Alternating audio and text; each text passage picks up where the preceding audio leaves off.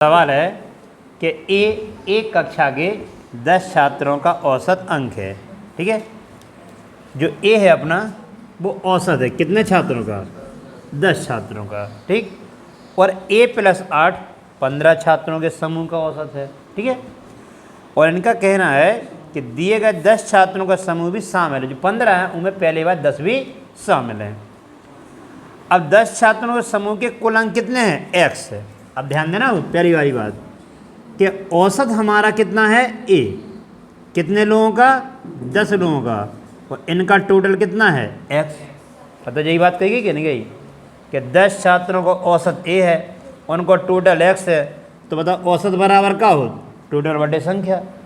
यहाँ से हमारी x की वैल्यू कितनी आ जाए? x बराबर 10 है। आ गए दोबारा से क्या करें? अब की औसत a प्लस के 8 है, किन को? 15 जन को। और इनको टोटल कितना है? 22 है। तो बताओ यहाँ से हम y की वैल्यू निकालेंगे तो कितनी? 15a प्लस के 15 अट्ठे 120 हो गए इतने। ये इतनी सूचना हमारे पास दी थी। आगे उन्होंने क्या दिए रखा है कि x अनुपात y बराबर कितना दिया है? 3:5। जब x अनुपात y बराबर 3:5 दिया है तो रखो x की वैल्यू 10a, y की वैल्यू 15a प्लस के 120 बराबर 3/5 हो गए। इन्हें हम सॉल्व करें तो 15 × 3 45 से 12 × 3 36 बराबर 50a। ले जाओ तरफ 360 बराबर 5a। तो a को मान कितना आ जाए? 5 × 7 = 35, 5 × 2 = 10। a को मान 72 आ गो। ठीक है, a को मान 72 आ गो। अब हमें काय के मान चाहना है? x के मान चाहिए और y के मान चाहिए। तो a को मान यहाँ पे रख देंगे तो काय को मान आ जाए? बताओ हमारा x को मान। तो x को मान आ गो 720। a को मान इतने रखें तो आ जाए y को मान। तो 72 15 × 72 और प्लस के 120। 15 × 2 = 30 और 15 × 7 = 105 और 3 कितने हो गए? 108 और प्लस के 120। तो मामला हो जाएगा 1200। कितना हो जाए?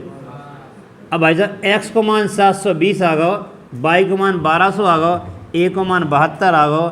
हमसे पूछा था x प्लस के y प्लस के a को मान या a plus x plus y को मान। रख दो उठा के फटाफट।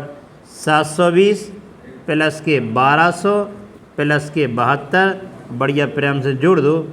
तो 1200 7 1900 1972 कितने हो गए? 2 हो गए, 7 2 9 हो गए, 1992 हमारा आंसर। तो जब x के मान सवाल देखो, सवाल कि 2 अंकों की 9 संख्याओं का औसत 6 से कम हो जाता है। 6 से कम मतलब 6 कम हो जाता है, इसका मतलब ये होता है। ठीक है, 2 अंकों की 9 संख्या हैं। कौन कौन है जो पता नहीं है अपन को? 2 अंकों की 9 संख्या औसत 6 से कम हो जाता है जब 2 अंकों की एक संख्या में से एक के अंक परस्पर बदल जाते हैं। मतलब मान लो 32 हुई है और मान लो कि हमने 23 लिख दी, तो हमारा औसत कम हुई है कि नहीं है?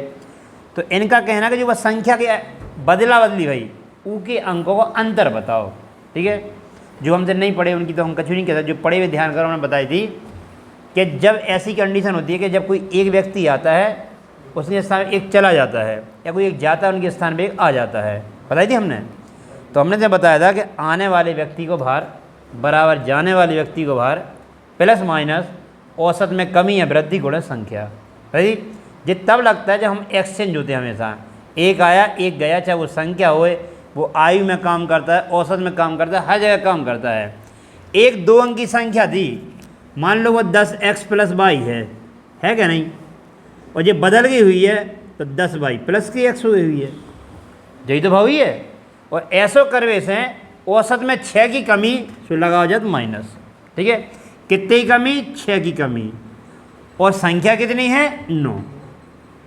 फॉर्मूला वहाँ का है जो हम जब बताते कि नए व्यक्ति का भार बराबर या आने वाले व्यक्ति का भार बराबर जाने वाले व्यक्ति का भार प्लस माइनस, यदि औसत में वृद्धि होती है तो यहाँ प्लस आता है और कमी होती है तो माइनस आता है।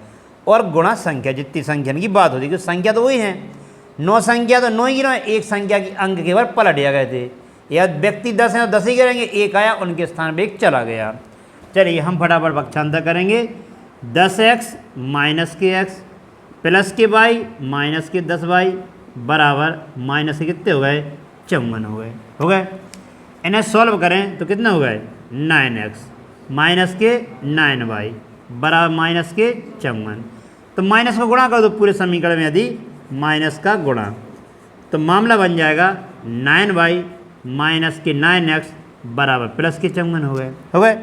और सवाल में देखो 6 से भाग, मतलब 9 से भाग जा रहा हो, और जैसे ही हम 9 से भाग देंगे तो मामला क्या हो जाए, y माइनस एक्स बराबर 6।